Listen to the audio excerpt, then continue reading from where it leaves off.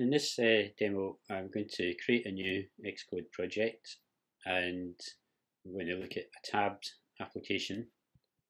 So on the left hand column here, we select iOS application, tabbed application, and then click next. Okay, I'll just give this a name of demo 1 or demo tabs 1 perhaps. Prefix and for iPhone, and then next, and just create it in this folder here.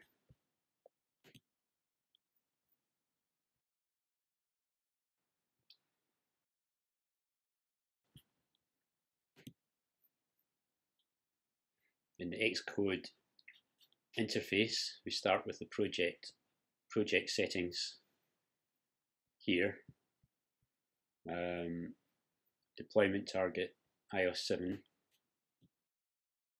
for iPhone, etc., and build settings and so on. What we're going to look at is the storyboard.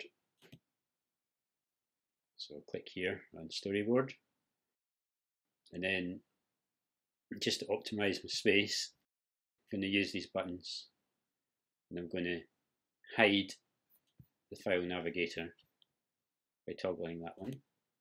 So that hides that. But the other, I could hide the right hand side, but I want that in view, so I'll keep it there. So I've got a pretty tight screen space, so I'll zoom out, and you can see the structure of the interface is a tab bar controller. So that kind of encloses, that's the screen, and the tabs at the bottom, and this controller is the controller for the tab interface. Within the tab interface, as you click on each tab button, it activates one of two, in this case, either the first view or the second view. So these are attached by the relationship here. Relationship view controllers to first in relationship to second. So these are connected up to the tab bar controller, so that's kind of encapsulates the whole thing.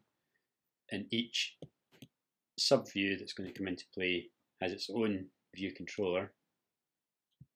So that's the first view controller in the first scene, and here's the hierarchy. It's got a view. By default, all view controllers have a view, and then inside that view there's a label, and then there's some text, and there's constraints to control placement and height, etc. And this tab bar item says first, so you can edit that. So that could be demo first. And if you look in here, these are all the settings. So tab bar item, there's the title, I just typed it directly on, and the image is either the square or the circle, and it's enabled, so it will work. The template application, you can just run it. It should not really making any substantial changes. It should just run, and in the simulator we have iOS 7 style, because this is the kind of clean flat style, the status bar merging with the view.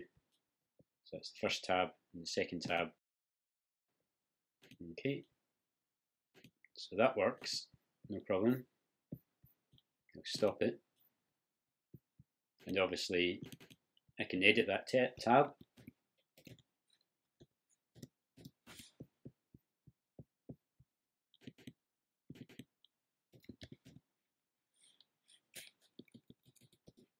Put anything in there, or I could take that out, put in other content, but just for the sake of making a simple change, let's put in a third tab. Okay, so again, if that's hidden, just show it, bring it forward, adjust your workspace to suit, and scroll looking for, well, we basically want not just a view, we need a view with a view controller, so we just take a generic type of view controller and drag it into the workspace there, and then in that view controller I can put in a view controller as a view. Should be able to drag into that view buttons, and one of the things being iOS 7 style, it looks like that. You can have various UI elements will come in, no problem. All within the view, so within the view you have subviews, and these subviews are like widgets, so they're not just views, but they're first responders. They respond to events, touch events, but we've not done anything with the events, so they'll just sit there and they won't be too active, but you will see them. So if we zoom out, zoom in a little bit, what we want to do is add the third tab. Okay, so I'm in a laptop, so don't have a right mouse button, so I'll hold the control key and I'll control click and drag from the tab bar controller, which encloses these tabs. And then the little pop-up menu, it's a relationship. The other ones are we looked at, they were relationships. So it's a relationship segue that we want. And so it's the same type as the other ones, same symbol. So we can see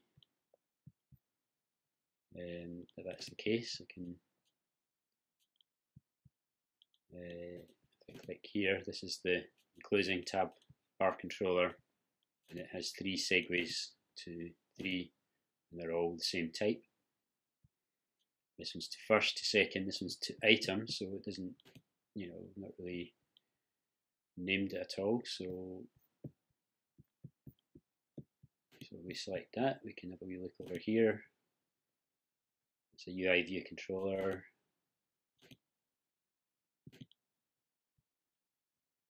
Just size this down here. Title.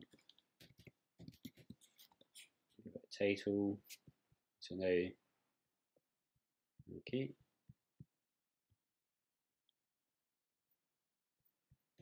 So what else? We can click on the. This is our third scene here. So we have the view, the buttons, tab bar item. We click on that, and that represents this within the view, which is within the enclosing view controller, if you like. That's the tab itself, the tab bar item, and third demo tab. Give it a name. You can give it an image. We only have 2 images to pick from just now, so just pick the circle, and that's hooked up. So just take a wee overview. This is this built-in to XCode Storyboard and here we have it. It's got a tab bar controller and three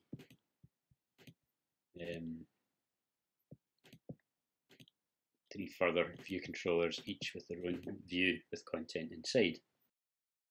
So all things being good, I'll save it and hope for the best. I'll click play, and that was the same as before, but we've now got three tabs. We've got the second and the third tab, and it's got those little widgets that I put in place, little button, little segment controller, little slider, and it didn't crash, so not crashing is good.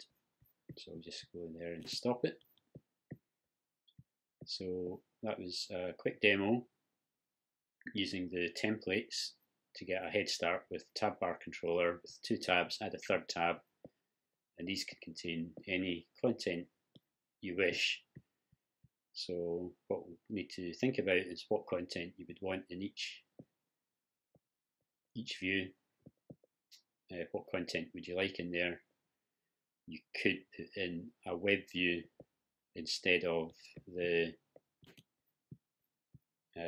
text here. So we could select this one.